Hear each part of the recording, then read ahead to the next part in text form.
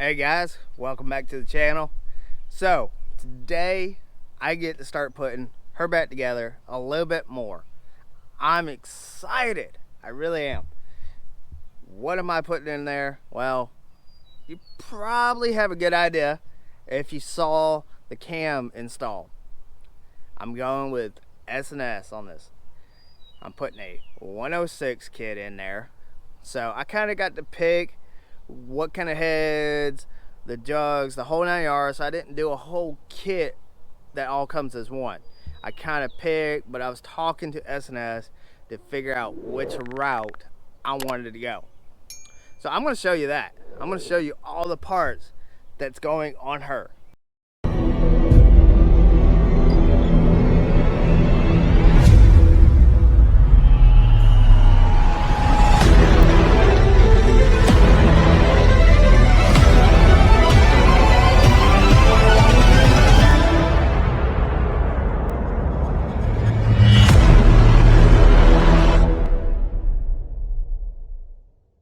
Alright, so here's the pistons.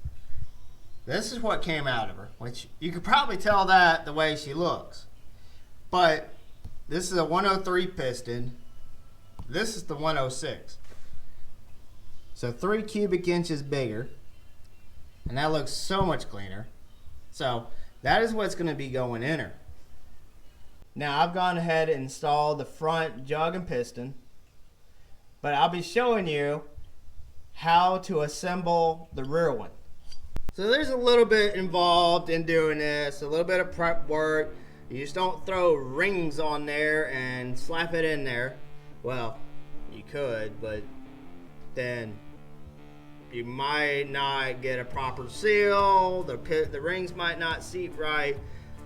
So you want to take your time with doing this. Alright, so you got several different rings that go on this piston. And what you want to do first is gap them. And the way you do that is you put them into the cylinder, get it started, and then take your piston to evenly push it down. That way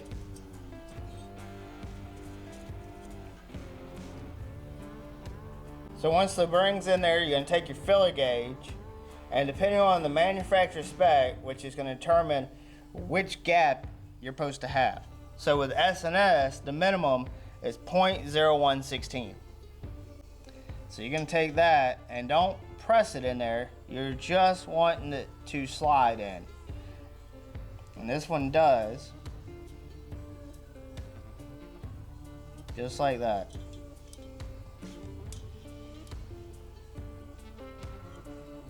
If it don't fit, then you're gonna need to take a file. Do not take a automatic tool to grind off the edge or make the gap bigger, because at that point you're probably gonna make it way too big and shave too much off.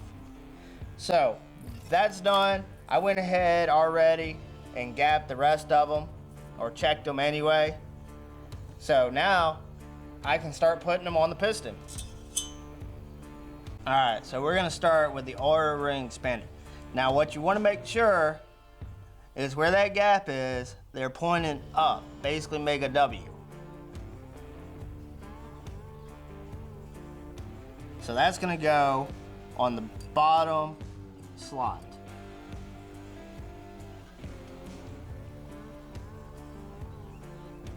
Now a good practice is make sure that that gap is pointed just like that. So that way when you're putting it into the jug, you can see and they're not overlapping.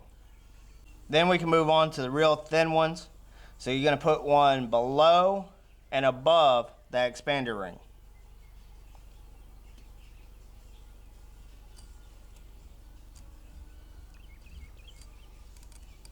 So you can just slide it right over.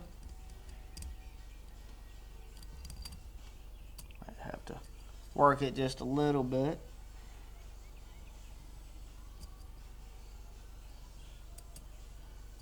Alright. And the other one, you can come from the bottom.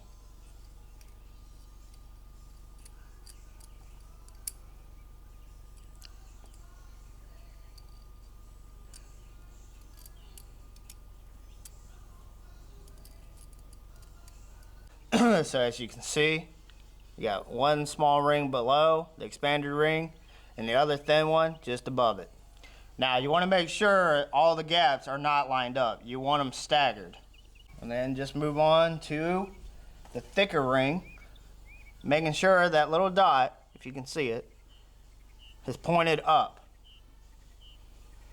Now, supposed to use an expander ring tool. I can just spread it just a little bit. So, especially if you don't have the tools, it's not that you can't do this without some of the specialty tools. It just makes it a little bit easier. All right, and then we move to the top ring. And if you see that number, there's either a number or a letter or something usually stamped on these. That's going to go up as well.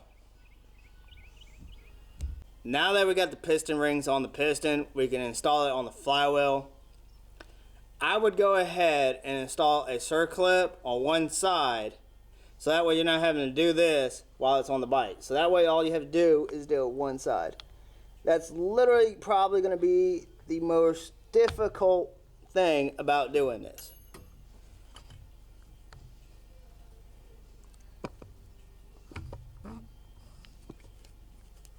Just like that, it slides all the way through. Putting the circlip in is probably the most difficult little thing. It's a nuisance, in my opinion.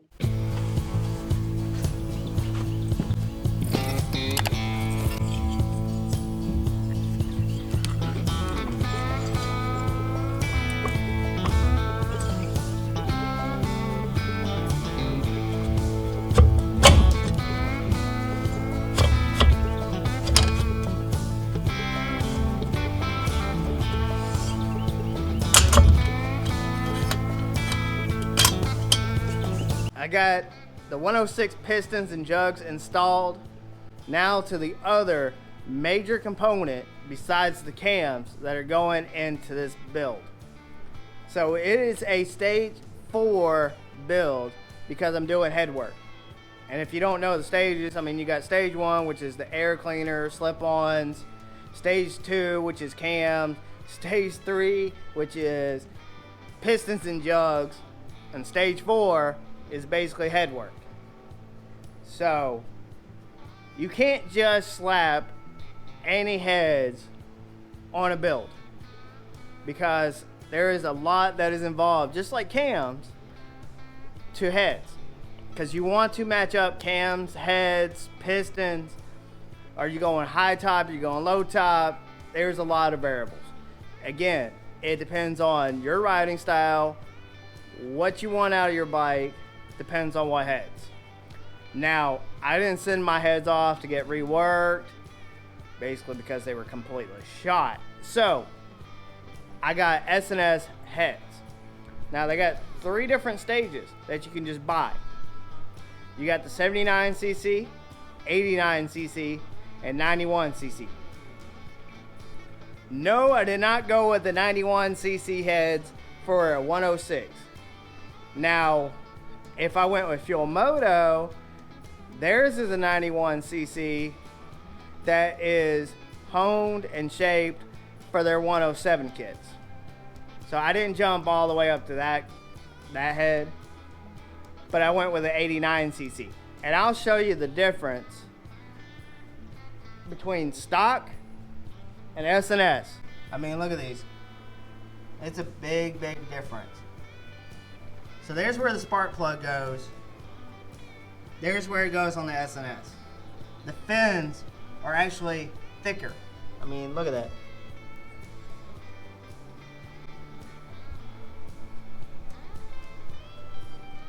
So this is kind of what was happening. Helical coils, the threads were all pulling out of this head. It wasn't like I was over tightening. It was just getting really, really hot. But that's not the big difference between the heads. So here's the real big difference. It's in the combustion chamber. So this is the 89cc combustion chamber. So they've got bigger valves on intake and exhaust compared to this. I mean, you can see the shaping of the combustion chamber. So you can't just throw any heads on any build, because you can go real wonky with that. Either you have too low a compression, you have too high a compression, it not flow right. You got to look at a lot of things when you're doing heads. What kind of pistons are in there? Do you have high top, flat top, reverse cut? Heads, to me, are the second major thing of doing an engine build. First thing is cams, because there are so many. Now, you can take your stock heads, send them out, have them reworked, tell the company what all you have already done to the bike. So I don't believe it's as hard of a decision as cams. I believe it's the second hardest thing. Now, the rest of the install is actually pretty straightforward, and that's one reason I think the bottom half of the engine is the hardest part. A lot of things to go wrong, especially if you drop anything down in your crankcase. Then you're probably having to split it, which is even more work, more time. So once it's all put together, the rest of it is pretty straightforward. So you want to make sure that you install your dowels and your gasket, and depending on what thickness of gasket you put on here will raise or lower your compression.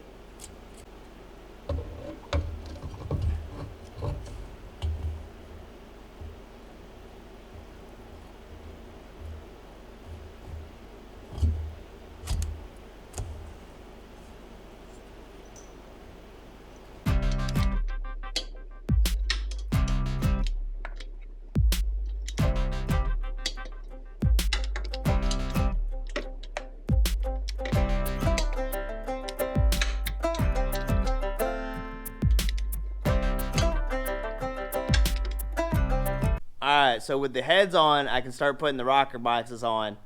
And this is just going to make this build come full circle. So I'm putting S&S rocker boxes on there. So almost just a complete engine. The only thing that's not S&S is literally the crankcase and the cam chain tensioners. That is it. Other than that, everything is S&S going on that bike. So I want to show you the difference between the stock rocker boxes and S&S. These are pretty unique. I mean, first time actually seeing them in person, they are amazing. So this is the stock rocker box plate.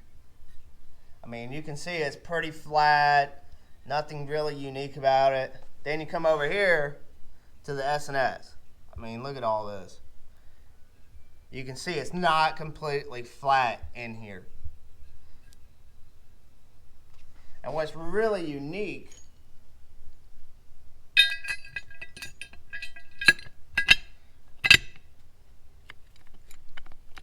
there's no movement in there. It all just locks into place.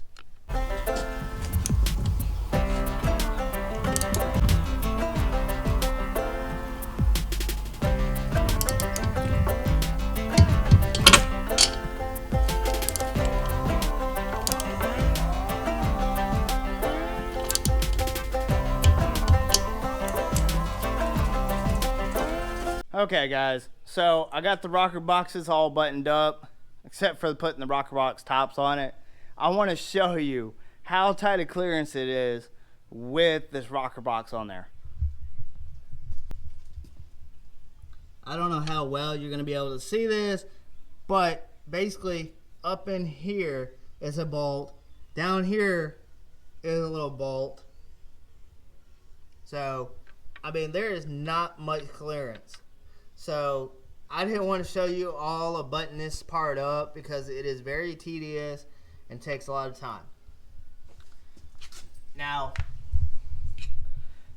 I've gone ahead and put the push rods on, and I went with adjustables with these for two reasons. One, because it changed the head gasket out to a thinner head gasket, and two, so if I ever have to change cams or do anything down there, I don't have to take the rocker boxes back apart, because that is some tedious work, especially on the rear. There you have it, Stage 4 106 kit. Now all I gotta do is finish buttoning this up, and then I can start doing the break-in process.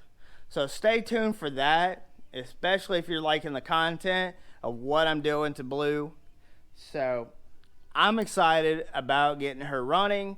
It's still a long process, breaking her in, getting the miles done, changing the oil, but I will show you all that and give you my honest review of how this motor runs. I'm excited about getting her back on the road. She's going to be stronger, better. Now, she's nowhere near what some of the M8s are pushing, but she's stronger than what she was with great components in her. That's what I'm excited about. So, if you like the content, hit that subscribe button, like button, notification bell, and I'll see you guys next time.